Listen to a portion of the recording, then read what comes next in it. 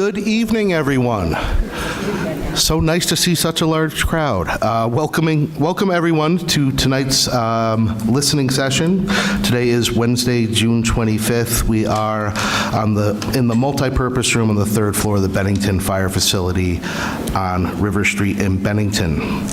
My name is Tom Haley. I have the honor of chairing this board, and I will ask my fellow board members to introduce themselves, starting with Nancy.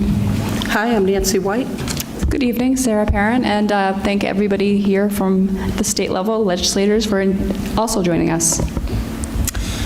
Agreed. My name is Jim Sullivan. Good evening, everyone. My name is Jackie Matz.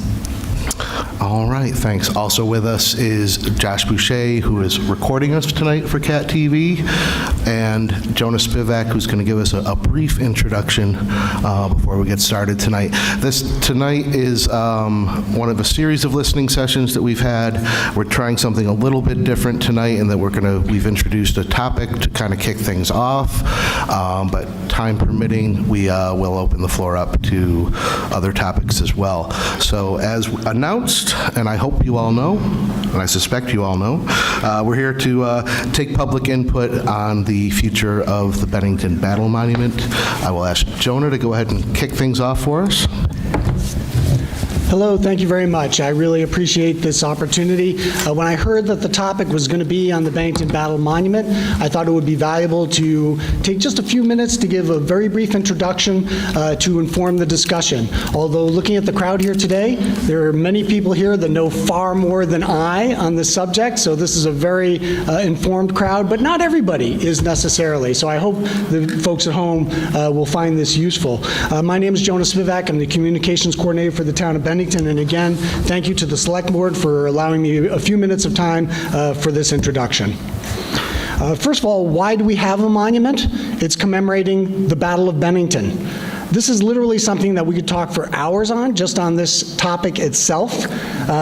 But suffice to say, it was an incredibly important moment in not just our local history, but also in the founding of the independent Republic of Vermont, born in the crucible of revolution, but also our national history and international history as well.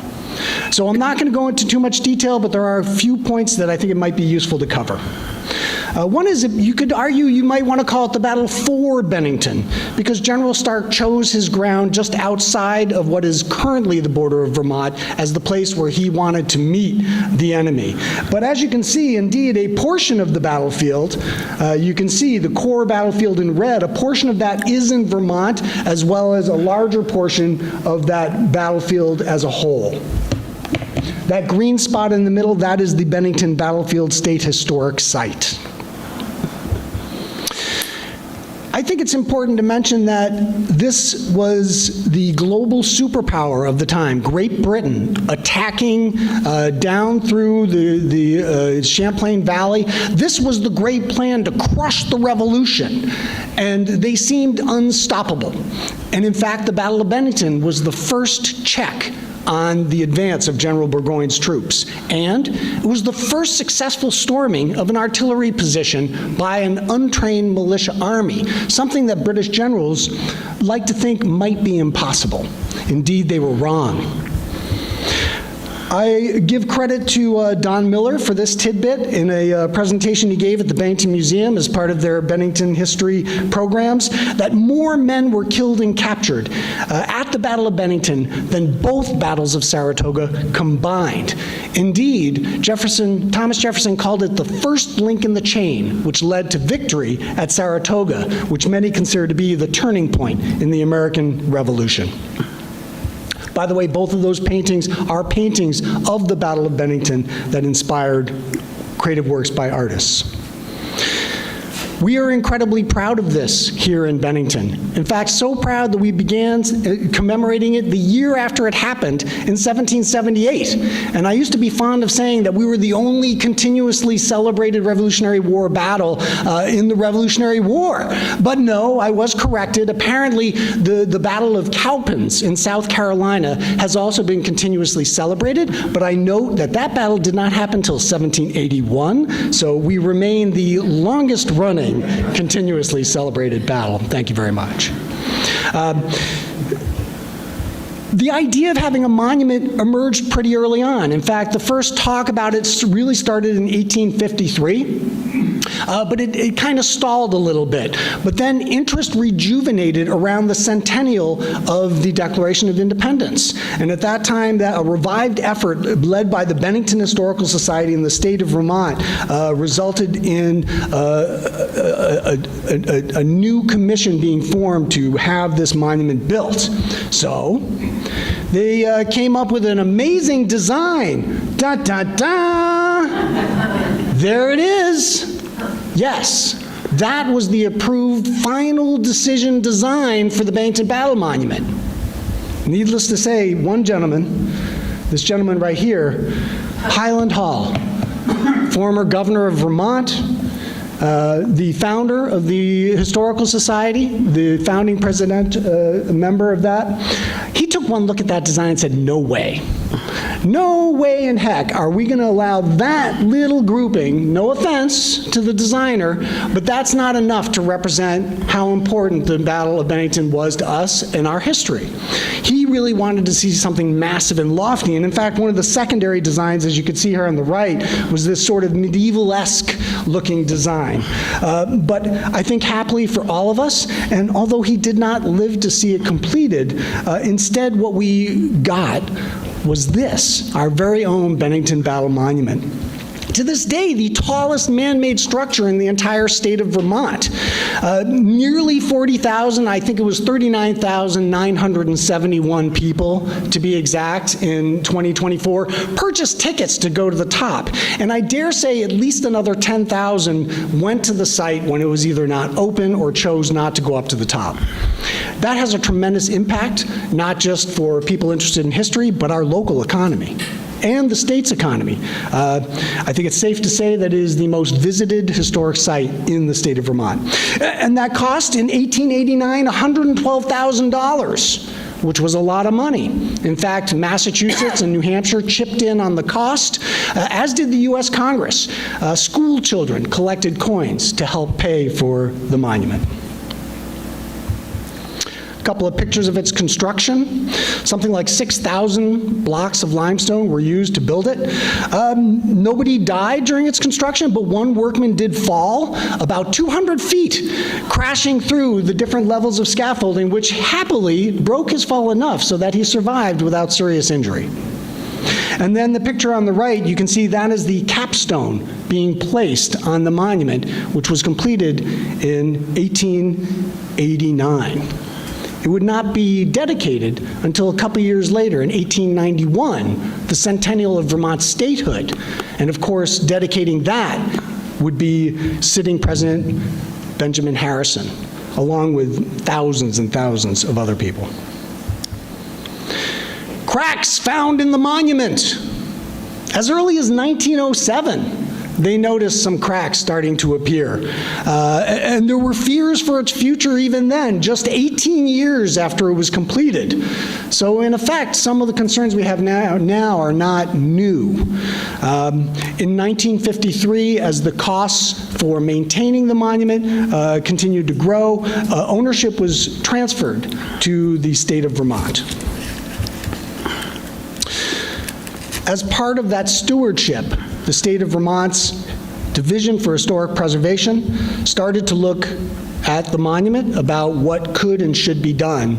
And the first step of that was the creation of a structural and engineering report.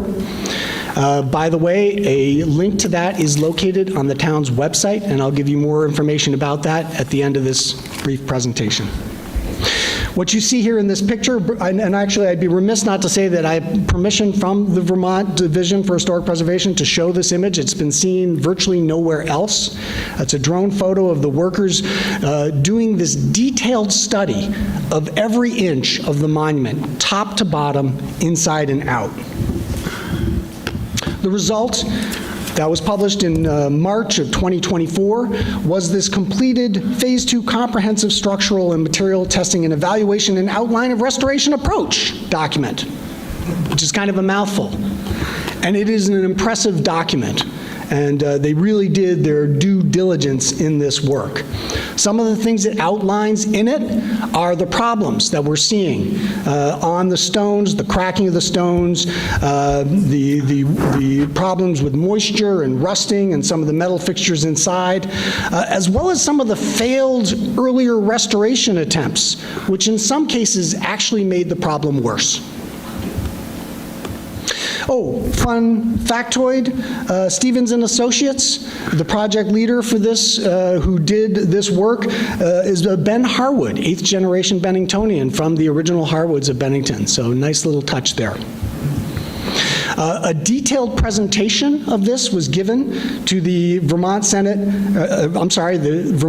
Institutions Committee, and we're very glad today to have Rob Plunkett here with us, along with Tim Corcoran and Seth Bongartz, other members of our Vermont delegation. In this was Laura Trishman and James Duggan. They went into depth going through everything about that report with a lot of excellent questions from those committee members. And that link to that video and the slide deck presented in that video are both on our town website on that page that I'll be sharing with you very shortly. I did reach out to Laura Trishman. Unfortunately, because of the short notice on the timing, I just learned about this on Thursday after it was announced that the Select Board was going to have this on as a topic. I did invite her to share some of her thoughts to help inform our discussion today. So I'm going to go through these. Some of these are kind of lengthy. I'm not going to read them in their entirety, but to summarize, they are planning to have community meetings to talk about this, and specifically listening sessions. We can expect the first of them perhaps as early as this fall and winter, and then into the spring, more of them in 2026. She points out this is a state-owned building, but it is a Vermont landmark for us all. And by the way, the kind of monitoring and maintenance work they did as part of the study will continue, not just this year, but forever, as a way to track how the monument is reacting to all the weather and the maintenance efforts. So the kind of stuff that was initiated for the purpose of the report will continue. She wants us to be aware that the conclusions on the condition of the monument is still in its learning stage. So we'd be premature to come out with specific conclusions as that work has not yet been completed. One example of that, that $40 million price tag that some of us have seen out in the media, it's a little premature. It's not really supported by anything beyond a best guess by a group, the team that was studying the monument, based on their experience. So it's a guesstimate, let's call it that. But the fact is, we really need to start by drying it out before we can figure it out how to fix it, because we do know that $12.5 million will be needed to design and construct the scaffolding to dry out the monument. Because this water, moisture in the stones and the humidity inside the building is the crux of the problem. It's not primarily from rain, but it is definitely the humidity that's the issue. And there's no restoration possible until that first problem is addressed. So, good news, safety maintenance measures are in place, and they're proving effective. The elevator mechanicals are stabilizing, they're monitoring the cracks, and they're recording the moisture, and they actually saw less fluctuation over the last year. They've also contracted for seismic monitoring. That was a new thing. I hadn't heard about that before. She wants us to note that this project will take many, many years and needs due diligence. And I must say, as shown in that report, the state is doing their due diligence. And it's not happening quickly, but it's being done well. Finally, the cost will be high, which does mean fundraising and grants, because Vermont is not a rich state. The takeaway message that she wants us to remember and that we should all keep in mind is that the monument is structurally sound and open to the public. Thank goodness for that. So we do have all this information that I've very briefly shared with you on our town website. It's under that community tab, Bennington Battle Monument. I've also provided a QR code. You can just scan that with your phone if you're watching on TV. And at this point, after that very brief introduction, I'm going to pass it back to the Select Board. I'm going to take a moment just to break down my stuff here, but then this lectern will be available in addition to that one for the comments of the public. And thank you very much for your time. I do appreciate it.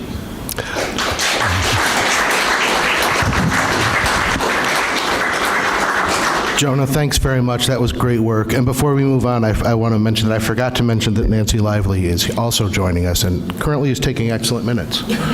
So,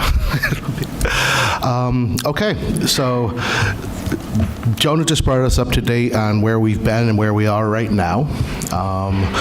When Jim and I were discussing topics for this session, we discussed how we wanted it to be, we wanted to establish where the town's place was in this process. And while it is a state landmark, we can certainly, I think, be advocates for this monument because it is such an important landmark in Bennington and does draw so many visitors to our town who, in turn, we hope, visit our downtown, our businesses, our restaurants, etc. So if no one on the board has anything to add, I will open it up to... Oh, go ahead. I would just say it's impossible to overstate how critically important that monument has been to our local economy for decades. Like Jonah said, 40,000 people bought tickets last year. We have no idea how many people rode up by it in the winter or other times of the year when it was closed. And the number of people who make a point to come here to go to the monument, how many of them also shop and eat and may stay overnight? So we don't own it in Bennington, but I think we really need to come together and say, we really need to get behind this and say, we need the Bennington Monument. All right. Thank you, Nancy. So who wants to go first? Since you stood right up, I'll let you go. Yeah. I'm Bob Teggart. I'm past president of the Bennington Historical Society. I'm a commissioner of the landmark, the Bennington Historic Preservation Commission, and administrator of the Regional History Room at the Bennington Museum. But I speak as a citizen today on the Bennington Battle Monument. I'm going to probably give some of the same things that Jonah just gave, but the monument does commemorate the Battle of Bennington, fought on August 16th, 1777. And this is one of the many turning points in the American Revolution. And the idea of constructing a monument goes back to like 1854, but this in the Civil War era. But it wasn't until 1875 that the monument really began to take shape. The idea began to take shape. And the Bennington Battle Monument was formed, and it was part of the Bennington Historical Society. Land was purchased. Buildings were knocked down. There was a whole community of buildings at the top of the hill. Many of them were historic, but they came down to build the monument. The monument did cost $112,000, but out of that $112,000, $42,000 came from private donations. We did get donations from the U.S. government, from Massachusetts, from New Hampshire, and, of course, Vermont kicked in. And the idea was begun. And in 1877 was the centennial of the Battle of Bennington. And they did have quite a celebration there. President Rutherford B. Hayes attended it, and the idea of a monument continued to grow. The cornerstone was finally laid in 1887, and it was completed in 1889, so it took 2 years to put that capstone on. But it was in 1891, on the centennial of Vermont's admission to the United States, to the Union, that it was dedicated. And President Benjamin Harrison came at that time and spoke, and he had a reception at the Williamsock Inn. So he was hanging around Old Bennington. 5,000 people attended that event in 1891. And there was one president there, and there was one future president that came as well. Calvin Coolidge came with his father to attend that event. So we had 2 presidents there. But it stands today at 306 feet, 4.5 inches, made out of blue limestone blocks. Each one of those blocks weighs about a ton. They had to construct a railway spur to bring them in. And they constructed it in 2 years. But it marks Bennington's role in the Battle of Bennington, It marks our establishment of Vermont as an independent republic and later as a member of the Union. So it's ready for the upcoming celebration of the 250th anniversary of the founding of Vermont and the Battle of Bennington. So we can look forward to seeing it stand for those next events too. Maybe we'll get, I don't know if we'll get another president to come, but we'll have another event. So thank you very much. Thank you.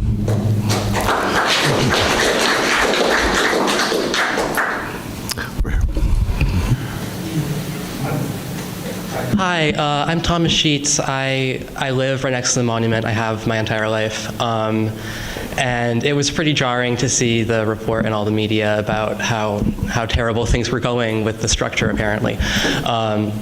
And so I wrote to Vita Digger about it, and maybe you've seen that. But I would like to reemphasize how important it is to the economy around here. Nancy brought up how many people visit it, but it's also just so important to the identity of this place as a region.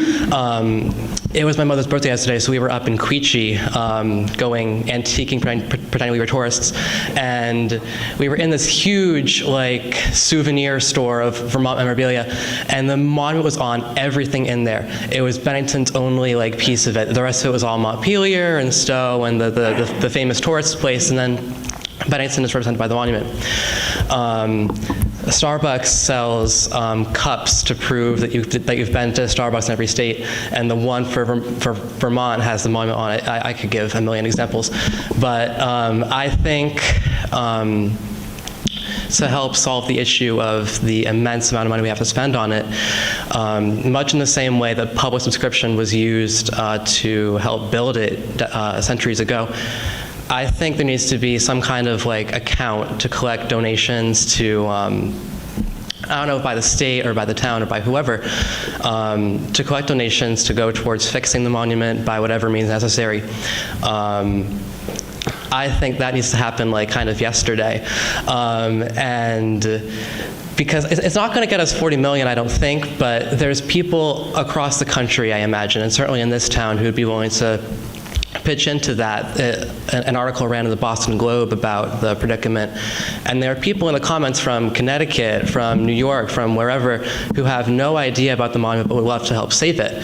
And so I think that needs to be done to get at least some amount of something to help fix our dear monolith.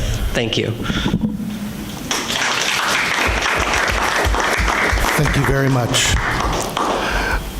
Right, go ahead, right here. Yep. You. Yeah. Lorna Cheriton, I'm Bennington resident.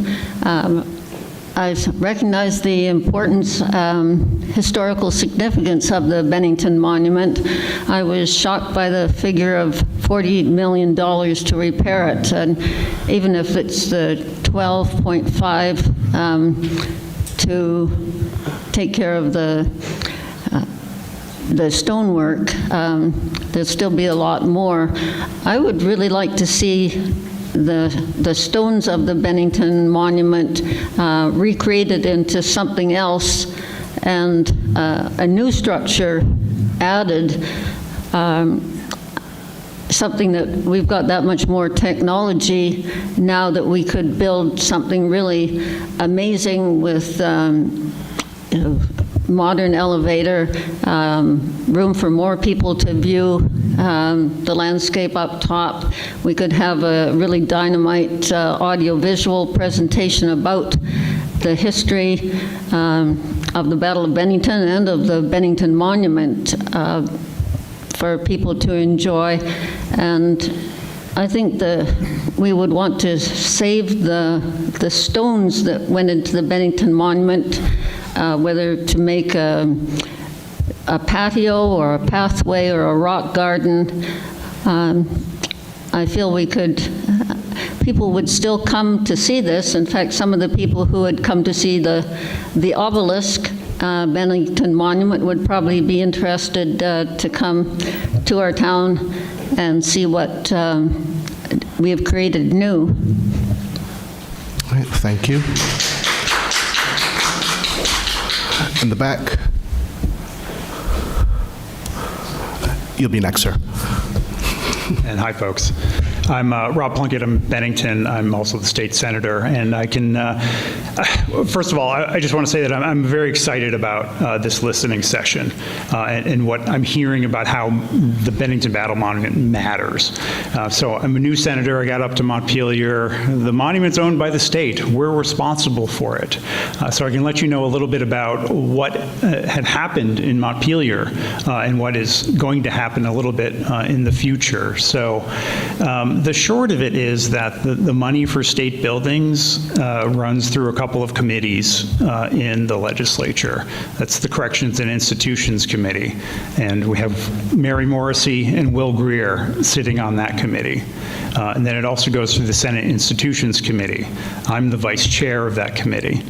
So we're very well positioned in terms of the money that will be coming from the states to make sure that we get what we need for the monument. And this was one of the big conversations that I had with my fellow senators and our delegation. And Representative Nigro is also here.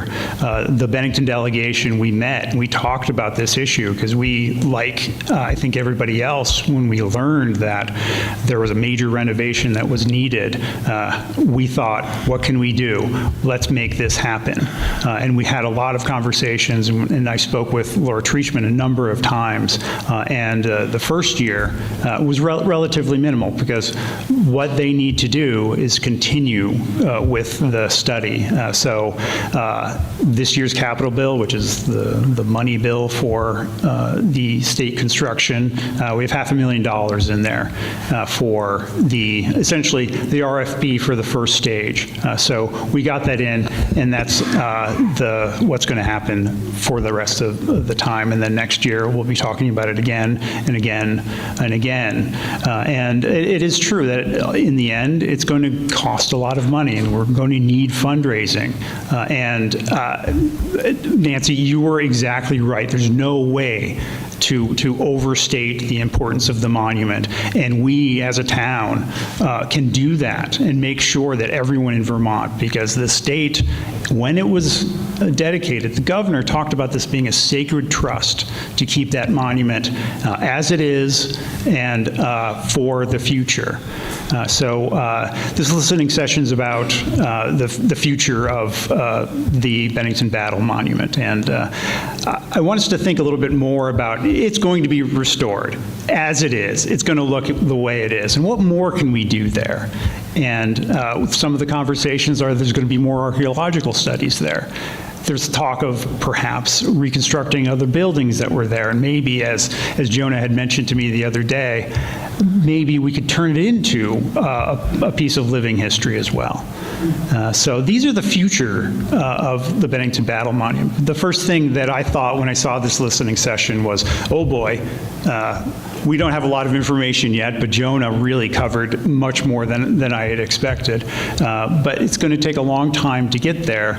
But I thought, for me, with the Bennington Battle Monument, it really is the past. And not the past of the monument itself, or even of Bennington, but just literally my past, where I grew up almost in the shadow of the Bennington Battle Monument. And we see that as our symbol for our town and our community. And it's quite literally the needle that sews the fabric of who we are. And that's what I grew up knowing and loving and believing. And we as a town can make sure that everybody knows that and make it much, much better even than it is now. So I thank you all for having this session, and there'll be a lot more sessions going forward. But reach out to us and all of your legislators. Let us know, and we will repeat your voices to everyone up there to say how much this is important and how much we need to do this. And it's going to take a long time, but you saw how long it took to build, so we need to be patient. But this is important, and thank you so much for having this listening session. I look forward to many, many more. Thank you, Senator. The purple shirt. I'm Dave Pilichowski, a resident here in town. Obviously, the monument is visible and a crucial part of the town's identity. But I see a larger, almost series of concentric circles when I think of the monument. The Bennington Museum and the Old First Church work collaboratively with the folks at the monument. I'm involved at the church as a trustee, involved in the capital campaign, involved hosting the Open Church program, which involves between 8,000 and 10,000 visitors alone just to visit that historic building. At the museum, I'm fortunate enough to be a trustee, work with Bob Teggart in the Regional History Room, or library, most people know it as, where we get all kinds of questions about not only the battle, but about the monument and about Bennington history more broadly.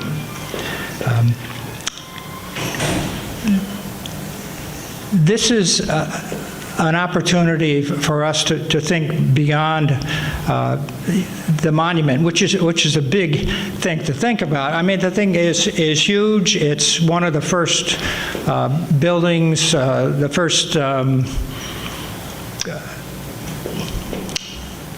Well, it's one of the first things you see as you approach.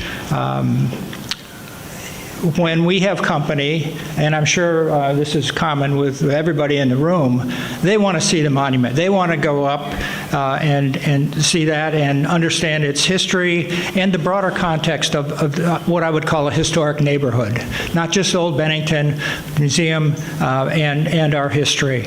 And so I'm really pleased that listening sessions, not only like tonight's, but will continue, and the interest that people, the citizens, have shown by showing up here today. Thanks for the opportunity. Much appreciated. Thank you.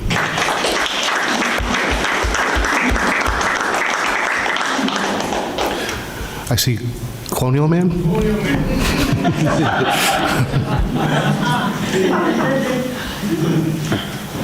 Good evening.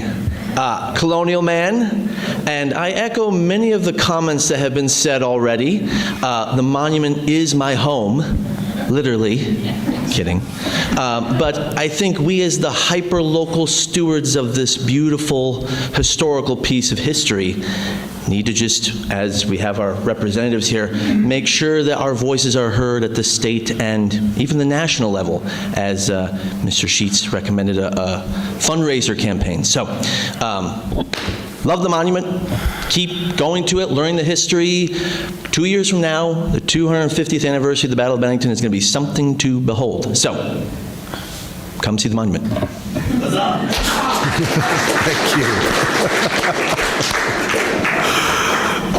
Right here, blue shirt. So, sorry, my name is Brian Sheets. My son already spoke. I've lived near the monument for over 20 years, where I argue with one of my neighbors about whose house is closest. I think mine is. I live right next to the gift shop, so it's a high traffic area at the highest traffic tourist attraction in the state. And in all of those 20 years, I've never once been bothered by a visitor to the monument. They're some of the best behaved tourists and visitors you could ever hope for.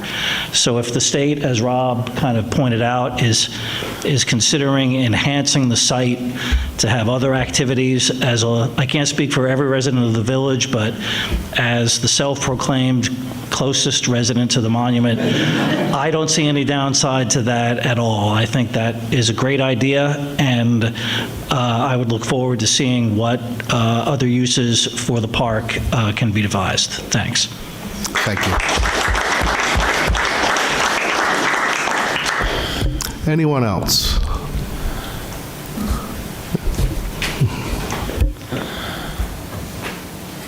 Good evening, William Todd. I am the newly elected president of the Friends of the Monument. We are a modest local group of about 60 members.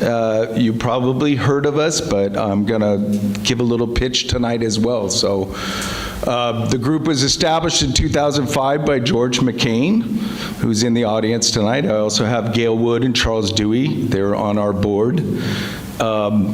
But you don't know, but we monitor and maintain the website for the Battle Monument. I have really good Google traffic data to share at some point later, but it is an exceptional site. I also worked there one season, so I have inside information which I cannot share tonight. But going back to Bob's story, the guy that fell 200 feet, he was back at work the next day, because back then, they were true patriots. They loved their Revolutionary War heroes back then. Those people that built that monument would have done it for free if they were asked. On another note, I was just in a play up in Castleton in May, and I met a Freemason, and he was going to the National Convention in Denver this year, and he said he would have an audience with the Grand Poobah. So I am eager to get the word out there about what we need here at the monument, and we all mostly feel the same about that. So a little bit more about our group. We sponsor events at the monument. The Flag Day, July 4th, reading of the Declaration of Independence. We sponsor the Mudas Fife and Drum Corps each year at the Battle Day celebration. We closely liaise, I know, big word, with Mary Lou Chicote at the monument, and we go by her advice. And now I'm also on the 250th committee, and we muster up there the reenactment, the Green Mountain Boys, and so it is a sight anytime we're up there. Oh, yes. Gail reminded me to mention the 5K Battle Day race, which she is the director of, and that's coming up August 16th. Anything to add? No. All right. So again, we're just a small group. We get small donations, but we have members that come to the meetings. All the meetings are open to the public. Our next meeting is Wednesday, July 9th at 5 p.m. at the First Church Barn on Monument Circle. I had a real nice email from a member in Cicero, New York, who was inquiring about, paying his dues or making a donation, but he also wanted to know about some of his descendants who had experiences back in the days of the Bennington battle. So yes, I'm going all over the place here, but so it's I know from working there again that people just show up, they see the obelisk from the highway, they can't leave unless they see it. So I've also taken people up the elevator that are descendants of John Stark or Seth Warner, and it moves me. So Gail also has some membership forms if anybody's interested in signing up or joining our team. I'm not saying we're going to be the leaders to get the $15 trillion to fix the monument, but we do want to, stay in touch with the state and Laura, and maybe sponsor a meeting or Q&A session with them at some point too, and maybe we can do that at the monument. So. Anything else I'm missing here, crew?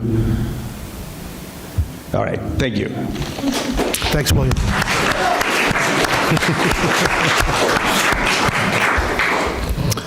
Okay, who else would like to? Martin. Good evening, everyone. My name is Martin Mahoney. I'm a resident of Bennington. I've been a resident for almost 4 years. I also have the privilege of being the executive director of the Bennington Museum, which is the direct inheritor of the Bennington Historical Association that was formed in 1852 to come up and fund the Bennington Battle Monument. Shortly thereafter, that organization became the Bennington Battle Monument and Historical Association, and that's where we stayed until 1928, when the museum was opened. And we've been supporting the monument indirectly until 1953. And I say indirectly because upon completion, the state was deeded the land around the monument, and the Bennington, what's today called the Bennington Museum, was charged with the care and feeding of the monument until 1953. I will mention I'm lucky I've got access to the notes from these organizations, and even back in 1920 there was problems with traffic, with parking, with trees being cut down in Old Bennington, so things remain the same. But it's as the director of the museum, we talk about preservation, and preservation is key to what we do. And we talk about objects in place. And right now, you have a unique structure that symbolizes, like no else, Bennington, Vermont. Your children grew up in the shadow of the monument. Your great-grandchildren will grow up in the shadow of the monument. It's very important. Please don't even consider knocking down that structure. It's singular, it's unique, and it defines this town. Thank you very much. Thank you, Martin.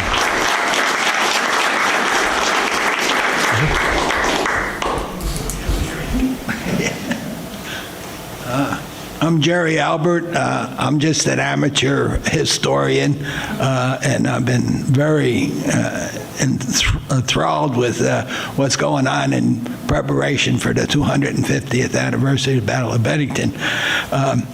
But during this research, I was told that there's a right-of-way of a road that the town still has a right-of-way for that goes down past the monument, down over the hill, because the monument, I guess, actually was built in the middle of the main thoroughfare heading north. And so that road still continues. You can see it, actually. And I was just wondering what's its status, if it's owned by the town. So I'm asking you guys. That's news to me, Jerry, but Dan Monks is here.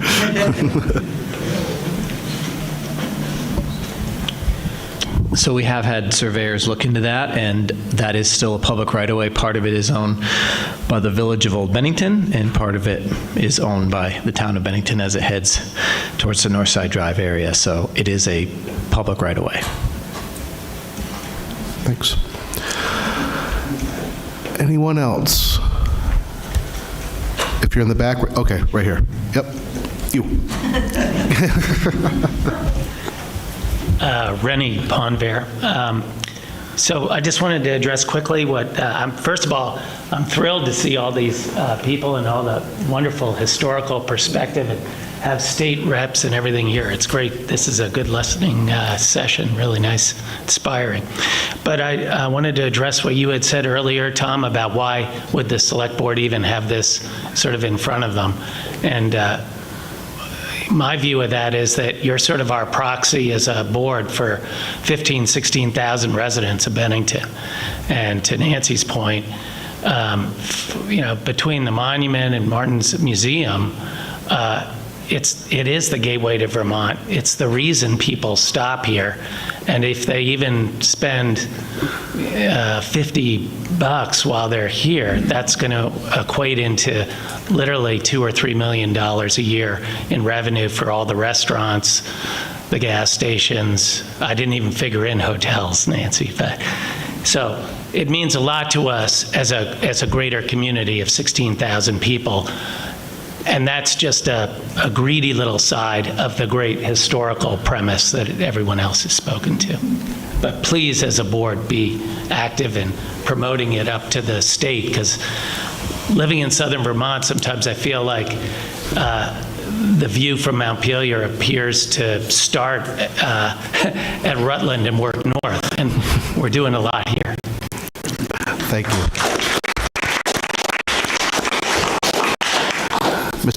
It's our mascot if it was alive. I mean, it is our It's ours and nobody else's. Shasbury doesn't have a monument. No place else in Vermont has a monument.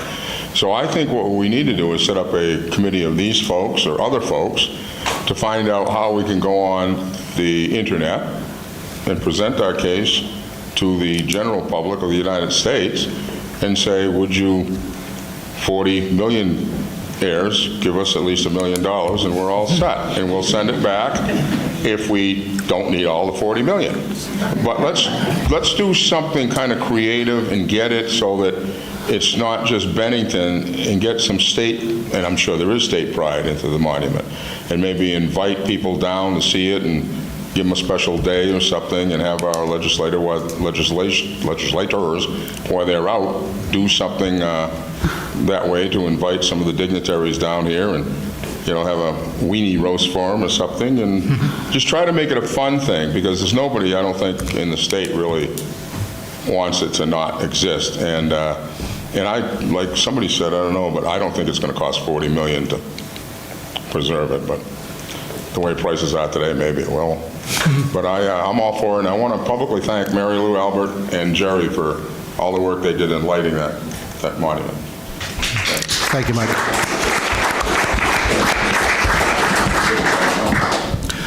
Anyone else? Colonial man again. Martin's comment hits the nail on the head, by the way. But a funny story, if you like poutine at Little Britain, go there and enjoy that. But we had a naming contest for it, and it was between revolutionary, patriotic, or monumental poutine. And monumental won hands down, just to show the interest of our dear monument. So that's that. Thank you. Anyone else? I have one. Jim's got one. I'm gonna be lazy and continue to sit here, if you don't mind. But one of the obvious things that I just feel like I have to point out is the monument is sufficiently important that it is represented on our town logo along with Mount Anthony, two resources that I think are both critically important to the town and that should be preserved.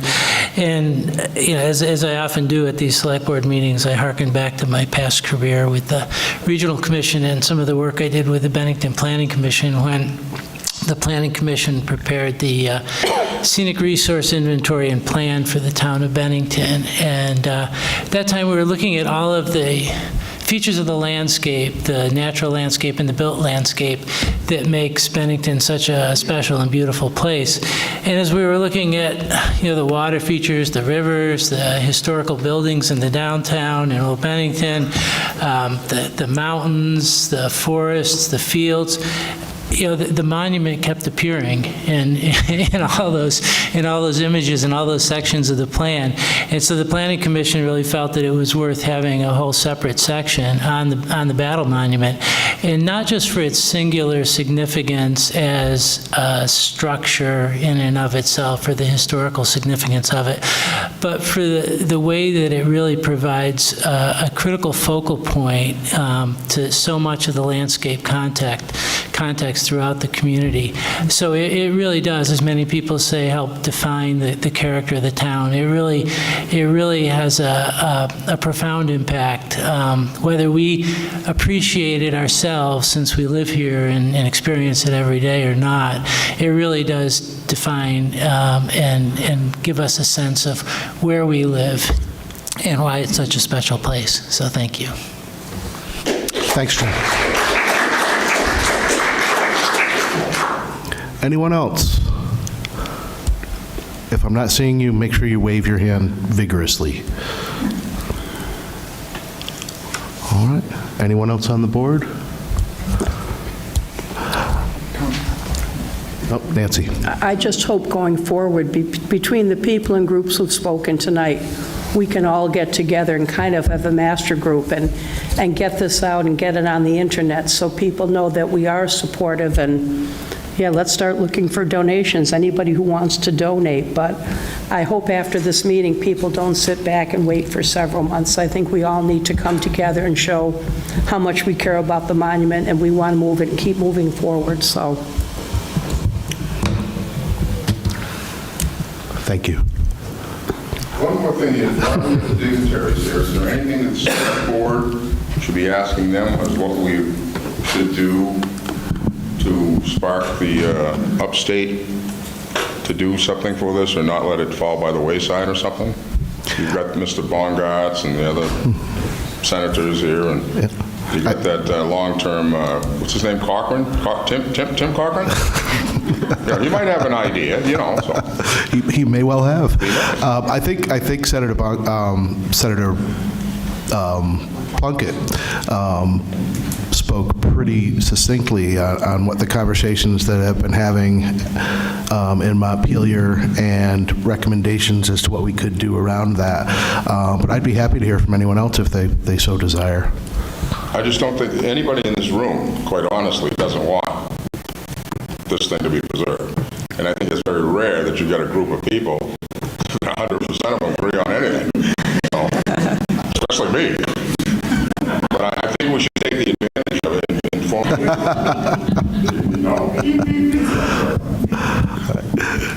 Is there anyone else that wants to add anything? Tom, I mean, I think to Mike's point, I don't think it's too early, premature for the town, as has been suggested, represented by the select board, to make a formal statement of some type to the state, so that they know and understand the local position and the importance of this issue to the community. So I think that's something that we should work on. At least it sets the stage, and I certainly would hope that most of the people in the state feel the same way, but I know that there's some, looking at the comments I've seen, in statewide media posts, there's some level of ambivalence, there's some level of shock at the amount of money and questioning of whether it's worth it. And, I would like to have be as sure as we can be that when the conversation starts more seriously and more thoroughly at the state level, that it's pretty well established what the people who live around and with the monument every day feel. So, thank you.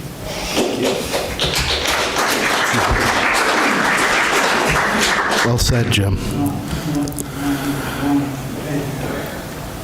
Anyone else? Please. Susan Wright. I live on Monument Avenue, have been there for 30 years. My husband, R. John Wright, passed away recently, but I wanted to share one of his memes, and it was Bennington, where everything's a battle. So,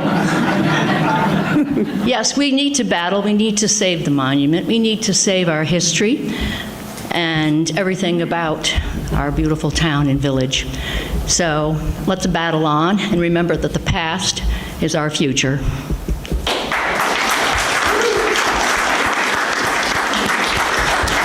Thank you very much. Anyone else? All right. Senator Bongartz. So I want to actually echo what Jim Sullivan just said. I think it's very important that the town and the select board lead on this, because Jim is right that there is some ambivalence on a statewide basis about when people just hear the 40 million and they don't really understand the importance of the monument. So getting that word out and having people really understand it, but also to well articulate to the whole state how important this is to this region, and actually to the whole state if people really stop and think about it. It's really important. The other thing I'll say is that the fact that I give the people on the two committees, the institutions committees, the real credit for making this happen. Getting the $500,000 to get to the point of the RFP was actually a big deal. because that was not universally something everybody wanted to do, and they really fought for it. And I think that's now happening is going to go a long way toward really helping everybody understand what it's actually going to cost to do it, because the 40 million, like Jonah said, it's just a number sort of picked out of the air, and being able to quantify it and really understand the stages of the restoration, what each stage is going to cost. When you get to that point, you can really start to begin to think about how to raise money around it. So I think the notion of getting people organized, but maybe not, I think we'd have to kind of wait till it's hard to raise money till you actually know what you're talking about. So that's coming with this RFP, but getting ready for it is a great thing to do.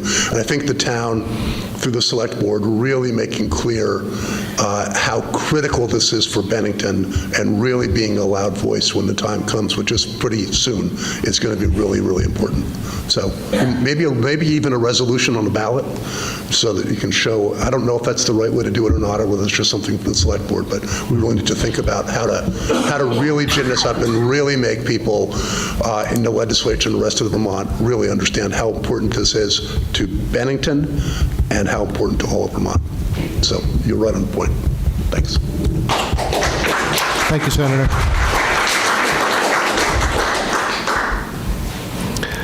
Anyone else?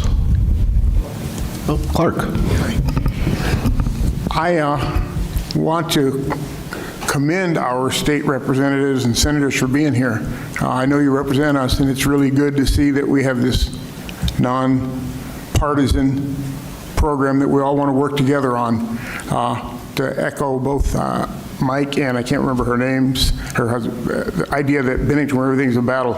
Yeah, we do a lot of fighting and scrapping in this town, but I think we all fight and scrap because we want our town to be better. And I appreciate all of you for coming, and I look forward to working with our state representatives and our community in preserving our heritage and our stature in this country. Thank you. Thank you, Clark.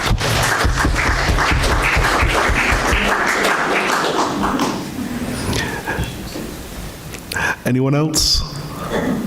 Sure. Sarah? So thank you all for coming, and this is a great turnout, and thank you for the delegates as well. May it be possible for some of the committees to do field trips? Just a suggestion. I don't need an answer, so just a suggestion at this point, to come down to see the monument and just check it out at some point. I know you do field trips sometimes, and sometimes we're forgotten, as you all know.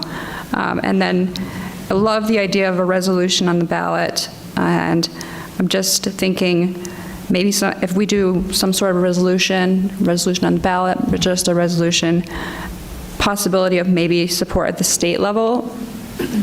Just a thought throughout, now that I have you all here at the same time. Thank you again for coming, and thank you everyone for coming. Thank you, Sarah. All right, is there anyone else? This, I think, was an impressive conversation. First, this is the largest turnout we've had for any listening session we've done so far, which speaks, I think, to the importance that people put on our monument. We heard a lot of good suggestions. We all took careful notes. And I think there are a lot of great ideas here that we're going to actually follow up on. And again, thanks everybody for coming out. I really do appreciate it. And I know everybody else here does too. Thanks to our reps for taking the time out. It's lovely to see you in this room and to get some feedback from you. So I think this was a very successful conversation, and it's the first of many conversations that we're going to have around this topic. So thanks again very much. And we do have a little bit of time if anybody has any other issues related to the town they want to discuss. I see one over here.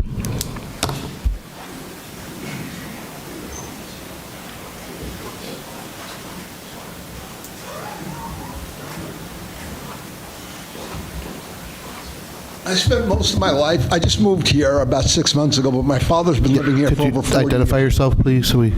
I'm sorry? Just tell us who you are. Oh, I'm sorry. My name's George Gerasa. I just moved here about 6 months ago to live with my father. He's been here about 40 years, though, in town.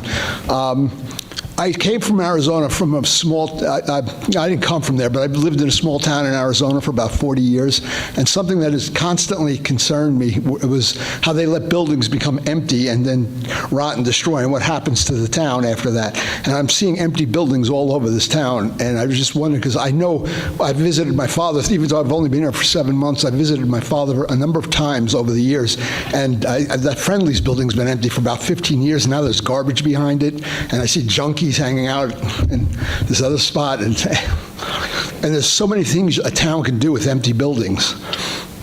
There's a town in Colorado that used, they're starting to use them, I forget what you call them, we have incubators, they call them. So that's, you could have an ever-ready building there, because I know you can't really make housing where the ever-ready building would be, because the ground would be poisonous, and probably the groundwater would be that too.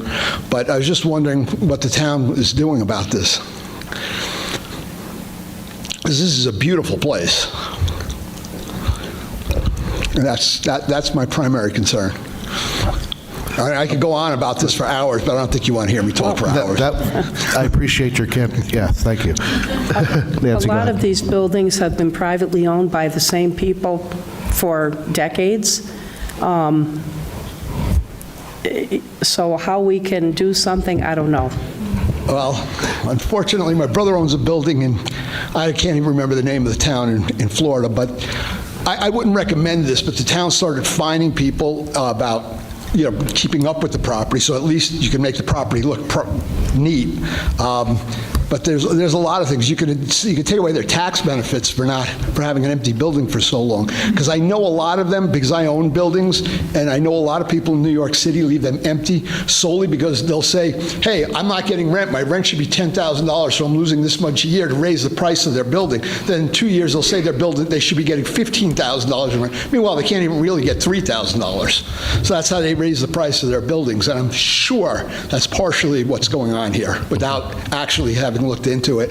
I did notice when I only started doing research on this yesterday, so I apologize, but I did notice that there's a bill up in the Capitol that about taking away tax benefits for people who have empty buildings for so long. So there is that. There's I think a lot of things you could do. You could give them benefits just to get those things occupied, I think. I would, okay. That's all I'm going to say. Thank you. Sarah, did you have something? Yeah. Yep, go ahead. I just wanted to respond. I don't normally respond to listening sessions, but you have some legislators in the room's ears if they're still here at the end.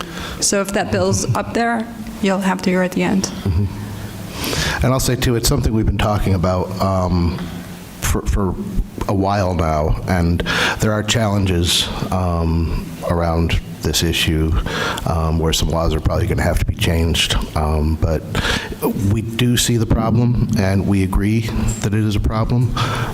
It's just not a simple solution, unfortunately. Jim? Yeah, I just want to say one of the things that the town can do and has done is support remediation efforts to study and resolve some of the environmental issues associated with some of these buildings, including the Energizer building, like you mentioned. And definitely, forefront of my mind is actually reusing a number of those historic structures for housing, frankly, because it's such a critical need in the community. Thanks. There's so many empty buildings to me. Anyone else have anything they want to bring to our attention, or? Oh, Clark. Right. Sorry, I didn't get your name, but just the other select board meeting, we just had a presentation with the Better Bennington business folks, and one of the things they were looking at is using some of these empty spaces as displays or to have art or something to, in fact, reduce the negative impact of people driving through our town and seeing these empty buildings. If I had the answer, or anyone in this room had the answer easily, I promise you it would have been done. It's not a one-size-fits-all solution, but we appreciate your input, and as a fresh set of eyes, it just confirms what we've been talking about needs to be fixed, or at least worked on. Thanks.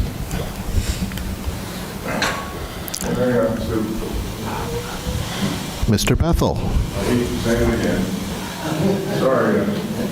Well, there's two things. One, the gentleman is exactly right. but Dan Monks is over there, and like he said, we got the senators in here. Can't our lawyer, Merrill Bent, look up to see, and I'll use this, and I don't know if it's right or wrong, but the Hart buildings in downtown, for instance, okay? I mean, what is their deal that they can be vacant forever? What is the benefit to that family or that organization for them to keep it vacant? And there's got to be a law, like this gentleman is saying, that we could pass either in our town plan or maybe the state to say, hey, look, enough is enough. 10 years of being vacant, come on. And the other thing is, Jim is very educated with the ex-director of BCRC. Can we, if you'd volunteer, make him the point person so all of the synergy for the monument people here, they have somebody to maybe go to or call or work? And me and Jim never get along, but he's a very smart man. And I recognize him that. And we go back a long ways, but I think Jim's very smart, and he could help these folks out to not just let this all go into the atmosphere. The energy here is great. So I just, those two things. And I promise, if that monument gets built, and I'm still kicking, I'll be the first one to go up that elevator in a wheelchair, and I'll definitely come down in one way or another, but I mean, I'll volunteer that. Thanks. So thank you. Anybody else? Mike, you're a very smart guy too, and if I could get you through one of those windows in the monument. I'll never compliment you again. All right. If anyone else would like to compliment Jim, that would be. Beware if you do. No, seriously though. Does anyone else have anything they want to talk about tonight? Anyone else on the board? All right, well, thank you everyone for coming. I think this was a great success. I will remind everyone that we do seek suggestions as to topics we can discuss at these meetings. We got a couple suggestions over the last month or so, and in talking to Jim, we kind of felt they were maybe a little too broad or cover topics that we're already going to be discussing anyway. So, but do please continue if you think of things, send your suggestions in, and if we think it's going to make for a good topic for a listening session like this one clearly was, we will bring it to you, and we'll see you all next time. Thanks so much.